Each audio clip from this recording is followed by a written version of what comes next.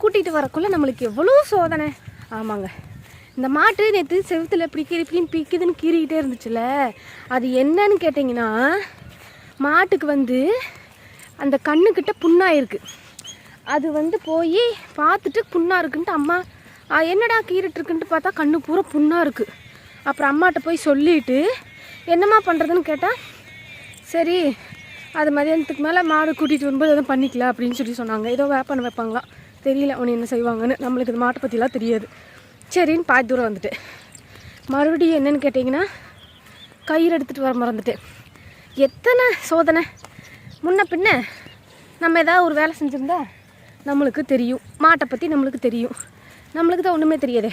நல்ல பனி பெய்யுதுங்க, செடியில் ஃபுல்லாக பனி. கொஞ்சம் ஃபஸ்ட்டு மேயாது மாடு, கொஞ்சம் நேரம் கழித்து பார்த்திங்கன்னா மேய ஆரம்பிச்சிடும். ஏன்னா ஃபஸ்ட்டு கொஞ்சம் உங்களுக்கு ஒரு மாதிரியாக இருக்குல்ல, பூரா அந்த பனியாக இருக்கிறதுனால மாடுகளுக்கு புல் சாப்பிட்றதுக்கு பிடிக்காது. அதனால் கொஞ்சம் நேரம் கழித்து சாப்பிட ஆரம்பிச்சிடும்.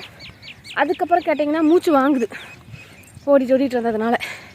அதுக்கப்புறம் மறுபடியும் பார்த்திங்கன்னா இந்த கொஞ்சம் அதேமாதிரி மாடு இந்த பில்லு இல்லாதப்பெல்லாம் என்ன பண்ணுதுன்னு கேட்டிங்கன்னா அது ரொம்ப அடியில் போயிருந்தாங்க, ஏதோ வாடை அடிக்குமா சாப்பிடாதான். இப்போ ஆனால் வெயில் காலத்துலலாம் கஷ்டங்க, மாட்டுக்கு பில்லு இருக்காது, எதுவுமே இருக்காது, பாவம். என்னத்தை தான் சாப்பிட முடியும். இங்கே பாருங்கள், கயிறு கட்டி வைக்கலான்னா ஒன்றுமே இல்லை கயிறு கட்டுறதுக்கு. என்ன பண்ணுறது, தொலாவணும். செடி நிறைய இருக்கிற பக்கம் கட்டி விட்டோம் அப்படின்னா நல்ல மாடு போய். இங்கே பாருங்கள், இத்தனை செடி இருக்குல்ல, ஒன்றும் இல்லாத இடத்துல மேயுது பார்த்தீங்களா தரையில். நான் எவ்வளோ பெருமை இப்போ தான் சொல்லிட்டு வந்தேன், இது மாதிரி இடத்துலலாம் மேயாதுன்னு. நம்மளுக்கு எது தெரியலையோ, கரெக்டு தான் நினைக்கிறேன், எதுவும் தெரியல. சரி பரவாயில்ல, அது ஒரு வேளை செடியில் ஃபுல்லாக பனியாக இருக்கிறதுனால அதில் மேய்தோ என்னமோ, ஏன்னா அதில் கொஞ்சம் பனி ஜாஸ்தி இருக்காது இல்லையா, அப்படியா தெரியலைங்க. சரி பரவாயில்ல, ஏதோ ஒன்று. நம்மளுக்கு மாட்டை பற்றி தெரியாட்டியும் கூட அது புல்லு மேயும் செடிக்கு மேயும் மட்டும் நல்லா தெரியும். சரி வா தங்க, ஏய் அடியே வா போகலாம். அடியே நீ அடுத்து நம்ம காளான் தொலாவணும். இன்னொரு மாட்டை வேறு பிடிச்சி கட்டணும். 2 மாடை ஒட்டுக்கா பிடிச்சிட்டு வரேன்னு சொன்னேன். எங்கள் அம்மா ஒத்துக்க மாட்டேன், 2 ஒட்டுக்கா பிடிச்சிட்டு. சரி நான் சாயந்தரமே 2 மாட்டே ஒட்டுக்கா தான் பிடிச்சிட்டு போனேன். அதனால் அம்மா 2 மாட்டே ஒட்டுக்கா பிடிச்சிட்டு போகாத, முட்டி போடு அப்படின்ச்சு. இது சனையாக இருக்கா, வயிற்று முட்டி போடு, உடனே ஒட்டுக்கா பிடிச்சிட்டு போகாதுன்னு சொல்லிச்சு. அது சனையாக இல்லை, இது சனையாக இருக்குது. நான் நேற்று அது சனையாக இருக்குன்னு சொல்லிவிட்டு சரி ஓகேங்க, ஒன்றும் பிரச்சனை இல்லை. நம்ம இதை முதல்ல மாட்டை கட்டுவோம். கட்டி முடிச்சதுக்கப்புறம் இங்கே நல்லா பில்லு நிறையா இருக்குது, செடிகளாம் நிறையா இருக்குது. அதனால் இங்கே கட்டி விடுவோம். கட்டி விட்டுட்டு நான் நாளைக்கு அந்த மாட்டையை பிடிச்சி கட்டி விட்டு உங்களுக்கு காளான் தோலை வரேன். இன்றைக்கி எப்படியாவது கஷ்டப்பட்டு ஒத்த காளானாவது நான் பிடுங்கிட்டு போயே ஆகணும். மாமா நானும் ஒரு காளான் பிடுங்கினேன் அப்படின்னு சொல்லி எங்கள் வீட்டுக்கார்ட்ட சொல்லணும்.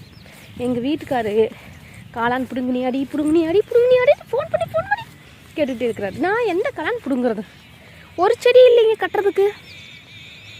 நம்ம இந்த உருகுற மாதிரி செடியில் கட்டணும் அப்படின்னா என்ன ஆகும்னு கேட்டிங்கன்னா பிச்சுக்கிட்டு போயிடும் மாடு. அதனால் நல்ல ஸ்ட்ராங்கான செடியை பார்த்து தான் கட்டணும். ஏன்டி மேலியா என்னாச்சு?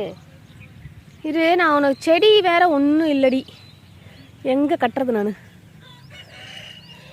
ஒரு நல்ல ஸ்ட்ராங்கான செடியை பார்த்து கட்டணும். சரிங்க, இந்த மாட்டை நான் கட்டிட்டு அடுத்து எங்கள் லட்சுமி பிடிச்சி கட்டிட்டு வரோம். கட்டி முடிச்சுட்டு உங்களுக்கு நான் காமிக்கிறேன். இன்றைக்கி எங்கள் லட்சுமி ரொம்ப சேட்டை பண்ணுறா. கூப்பிட்டு இழுத்துட்டு வர்றேங்க, வரவே மாட்டேதானே, அவ்வளோ சேட்டை பண்ணுறாங்க. ஏன்னா இந்த மாடு தெரியாமல் கட்டி வச்சுட்டேன்னா, இந்த சைடு கட்டி வச்சுட்டேன்னா அதுக்கு தெரியல.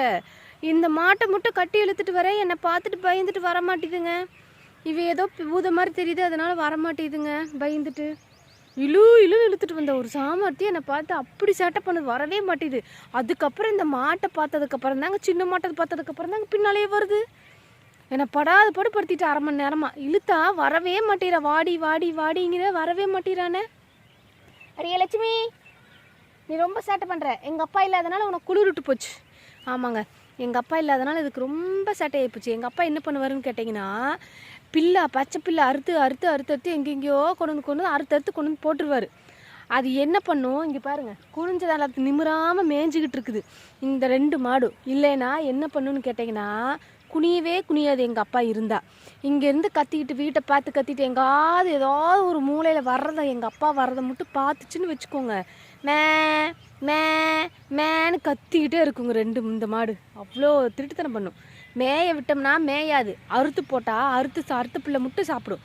எங்கள் அப்பா அம்மா மாதிரி பழக்கம் பண்ணி வச்சுருக்காரு.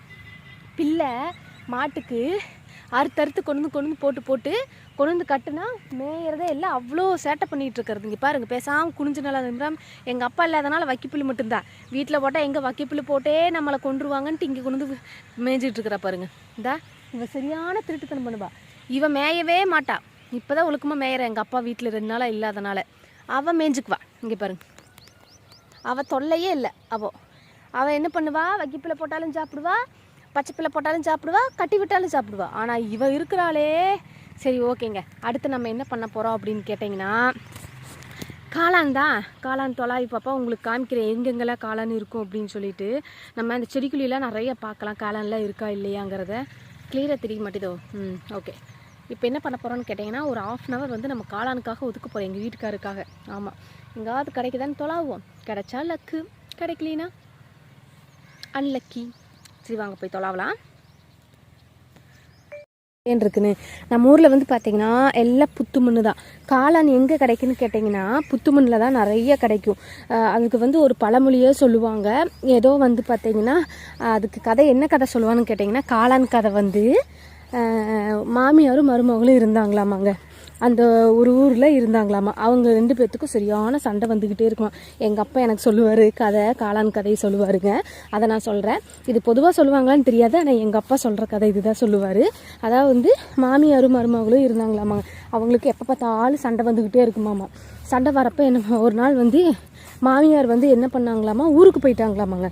ஊருக்கு போகும்போது சரி மாமியார் ஊருக்கு போயிட்டாங்க, அதனால வந்து நம்ம வந்து இங்கே பாருங்கள், இதெல்லாம் இப்படி விலைக்கு ஏன்னா இப்படி தான் அன்றைக்கி ஒரு காளான் கிடச்சிது எனக்கு. எங்கள் மாட்டு லட்சுமினால தான் ஒரு காளான் கிடச்சிது. அந்த காளான் இப்போ இப்படி விலைக்கு செடியெல்லாம் விலைக்கு பார்த்தா கிடைக்குங்கோ. இங்கெல்லாம் செடிக்குள்ளே இருக்கும், அதனால் நம்மளுக்கு முன்னால் பார்த்தா தெரியாது, செடிக்குள்ளே இருக்கும். இது நல்லா செடியெல்லாம் இப்படி விலைக்கு பார்க்கணும், அப்போ தான் இருக்கும். பாம்பு பூச்சியெலாம் இருக்குங்க, பார்த்து பத்திரமா தான் பண்ணணும். இல்லைன்னா அவ்வளோதான், ஏமாந்தா பாம்பு பூச்சியெல்லாம் கடிச்சு வச்சுட்டு போயிடும். அப்புறம் சரி ஓகே, நம்ம காளான் கதையை தொடரலாம். அப்புறம் வந்து மாமியார் வந்து ஊருக்கு போயிட்டாங்களாமாங்க. அதனால் என்னாச்சுன்னு கேட்டிங்கன்னா, அந்த மாமியார் ஊருக்கு போகிறதுக்குள்ளே மருமகளுக்கு கோழி அடித்து சாப்பிட்ணுன்னு ரொம்ப ஆசைங்க. அதனால் என்ன பண்ணாங்களாம்மா மருமக, சரின்னு சொல்லிவிட்டு கோழி அடிக்கலான்னு சொல்லிட்டு என்ன பண்ணாங்க, மாமியார் வரதுக்குள்ளே கோழி பிடிச்சி நல்லா, ஏன்னா அவங்க கோழி வளர்த்திட்டு இருந்தாங்க. அவங்க மாமியார் வந்து கோழி போடுறதுக்கே விட மாட்டாங்களாம்மா. கோழி அடித்து நல்லா சுத்தம் பண்ணி நல்லா வாய்க்கு ருசியாக குழம்பு வச்சுட்டு இருக்கும்போது கரெக்டாக குழம்பு வச்சு வட்டலில் போட்டு சாப்பிட்லான்னு போகும்போது கரெக்டாக மாமியார் வந்துட்டாங்களாமாங்க. அப்புறம் என்ன பண்ணுறதுன்னு தெரியாமல் ஓடி போய் அங்கே பக்கத்தில் இருக்கிற ஒரு புத்து மண்ணுங்க, அந்த புத்து மண்ணில் என்ன பண்ணாலாமா மருமக, அதெல்லாம் குழி தோண்டி அந்த புத்து மண்ணுக்குள்ளே ஊற்றி மூடி வச்சுட்டு, குழி தோண்டிலிங்க அந்த புத்து மண்ணுக்குள்ளே வந்து மூடி வச்சுட்டு வந்துட்டாலாமாங்க. அதனால் அது என்ன ஆச்சுன்னு கேட்டிங்களா, அதுலேருந்து கரையான் வர ஆரம்பிச்சதாம்மா. அந்த புத்து மண்ணில் வந்து பார்த்திங்கன்னா கரையான் வர ஆரம்பிச்சதாம்மா. இந்த இடத்துலலாம் பார்த்தா இங்கே பாருங்கள், இங்கே இருக்கு இல்லையா, இந்த இடத்துலலாம் காளான் முளைக்கிறதுக்கு வாய்ப்பு இருக்குது, தெரியுதா உங்களுக்கு? இது வந்து புத்து, ஆனால் பாம்பும் இருக்குங்க. ஒரு காளானுக்கு ஆசைப்பட்டு பாம்புக்கிட்ட போய் மாட்டிக்கூடாது, தெரியுதா உங்களுக்கு? இதெல்லாம் பார்த்து தான் இது பண்ணணும், இல்லைன்னா அவ்வளோதான். கொஞ்சம் ஏமாந்தோம், ஏதாவது பூச்சி புழு தான் நிறையா இருக்கும். இந்த இடத்துல இருக்கும். அப்புறம் வந்து இந்த கல்லுகளாக இருக்குது பாருங்கள், தெரியுதா? இந்த இடத்துல இங்கெல்லாம் இருக்கிற வாய்ப்பு இருக்குது. அங்கே ஏதோ இருக்கிற மாதிரி இருக்குது, ஆனால் அது காளான் இல்லை.